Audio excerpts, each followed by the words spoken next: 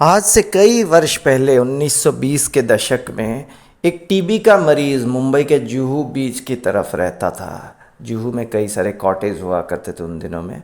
तो वो मरीज़ कहता था कि मुझे धूल से सख्त नफ़रत है। इतना ही कह दिया तो उसका एक पड़ोसी आता है।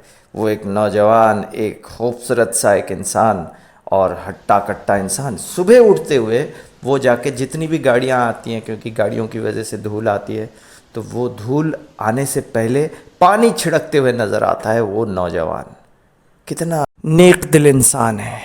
लेकिन वो टीवी का मरीज़ एक ना एक दिन तो चल बसता है, क्योंकि बीमारी कुछ ऐसी थी। लेकिन उस घर में एक बच्चा पैदा होता है, वो नौजवान के घर में। और वो नौजवान कोई और नहीं है, एक बहुत बड़ा पठान एक्टर है, बहुत बड़ा थिएटर आर्टिस्ट है। और उसके घर में पेशावर में अच्छे गुणों वाला बच्चा अगर पैदा होता है तो इसमें कोई ताज्जुब की बात नहीं है। लोग कहते हैं कि बच्चे को पैदा करने से पहले बाप और माँ को ये खिलाओ वो करो, लेकिन ये सारे नुस्खे जो होते हैं नुस्खे ही होते हैं। प्रैक्टिकली बात ये होती है कि इंसान अगर अच्छा है, नेक दिल है, तो उसका बच्चा भी अच्छा होगा। और उस घर में अगर राज कपूर साहब जैसे खूबसूरत नेक दिल इंसान पैदा होते हैं तो इसमें कोई ताज्जुब की बात नहीं। स्वर्गीय पृथ्वीराज कपूर के बेटे सुपुत्र स्वर्गीय राज कपूर साहब बचपन से ही पता नहीं क्या है, थिएटर एक्टिंग की कला लेके ही पैदा हुए थे। जैसे ही थोड़े बड़े हुए तो पेशावर में स्कूल थिएटर करने लग गए। फुटबॉल खेलते थे दिलीप साहब के साथ, लेकिन तब उनके मन में था कि मैं बहुत बड़ा एक्टर बनूंगा। एक दफ़ा स्टेज में काम करते करते गिर गए और बहुत सारे लोगों ने हंस दिया।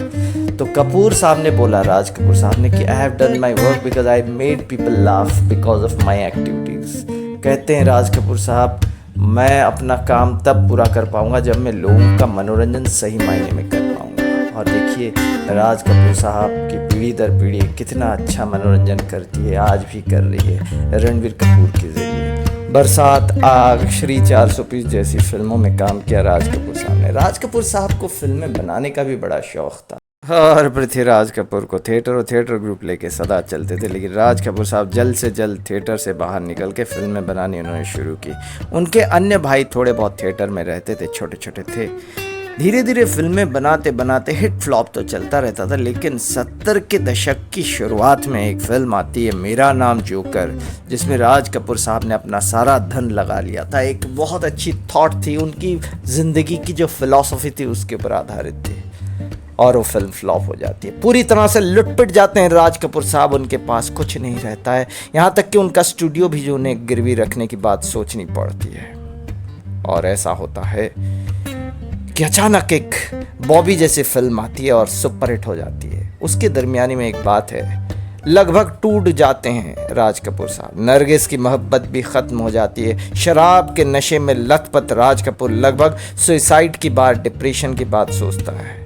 लेकिन हिम्मत, हौसला, writing and directing and film making and acting ability उन्हें टूटने नहीं देती है और उन्हें फिर से खड़ा कर देती है बॉबी 1973 सुपरहिट फिल्म के साथ। राज कपूर साहब उस फिल्म की कमाई से अपने सारे कर्जे वापस कर देते हैं। लेकिन फिल्म मेकर कभी चुप नहीं बैठता है, प्रॉफिट से खुश नहीं हो जाता है। राज कपूर कहते थे कि जिसके पास घर होता है उसके पास स्टूडियो नहीं होता है, जिसके पास स्टूडियो होता है उसके पास घर नहीं होता है।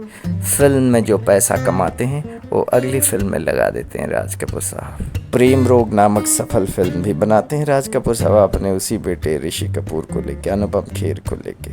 राज कपूर साहब अपने दूसरे बेटे राजीव कपूर, स्वर्गीय राजीव कपूर कहेंगे, बहुत ही दुख की बात है, हाल ही में वो चले गए हमें छोड़ के। राजीव कपूर को लेके उन्हें लॉन्च करते हैं लिटरली एक फिल्म के ज़रिए। फिल्म का नाम होता है राम तेरी गंगा मैली। उसमें एक different music director Ravindra Jain साहब को, स्वर्गीय रविंद्र जैन साहब को मौका देते हैं। रविंद्र जैन जी श्री नारायण, श्री राम, श्री कृष्ण भक्त श्री कृष्ण के चरणों में स्थान पा चुके हैं। लेकिन हर एक फिल्म राज कपूर से कुछ ना कुछ एनर्जी ले जाती थी। राम तेरी गंगा मैली के पोस्टर्स उतार दिए गए, लेकिन फिर भी चुप नहीं बैठे राज कपूर साहब। हीना जैसी फिल्म बनाने की प्लानिंग बना डाली और उनके सुपुत्र रणधीर कपूर साहब के साथ। उसके बाद अमेरिका गए इलाज के लिए, क्योंकि दम्मे के मरीज़ तो बन ही चुके थे। बहुत ही भयानक बीमारी फैल गई थी उनके पूरे शरीर में। सांसें नहीं ली जा रही थी राज कपूर साहब से, लेकिन फिर भी सिगरेट छोड़ते नहीं थे। शराब, पुलाव, बिरयानी के शौकीन तो थे ही, और एक्सरसाइज कम किया करते थे। फिल्म हिना की जब शूटिंग चल रही थी तभी अधूरी करते हुए चले गए फिल्म को उनके हाथ में सौंप के, जिनका नाम है रणधीर कपूर, डब्बू कपूर। उन्हें लेकिन जाते वक्त कहा कि मेरी फिल्म के रिदम को ख़राब मत करना, जैसे ही तबले का रिदम होता है वैसे ही होना चाहिए। इलाज से तो वापस आते हैं अमेरिका से राज कपूर साहब, लेकिन ज़्यादा दिन नहीं जीते हैं। जैसे ही मानो एक सफल योद्धा की मौत युद्ध भूमि में होती है, वैसे ही दादा साहेब फाल्के अवार्ड के लिए जब उन्हें बुलाया जाता है दिल्ली के मंच के ऊपर ही सबके सामने, राष्ट्रपति साहेब के सामने उनकी मृत्यु हो जाती है। वाह वाह वाह, ऐसी मौत तो किसी फिल्म मेकर को कभी मिली नहीं।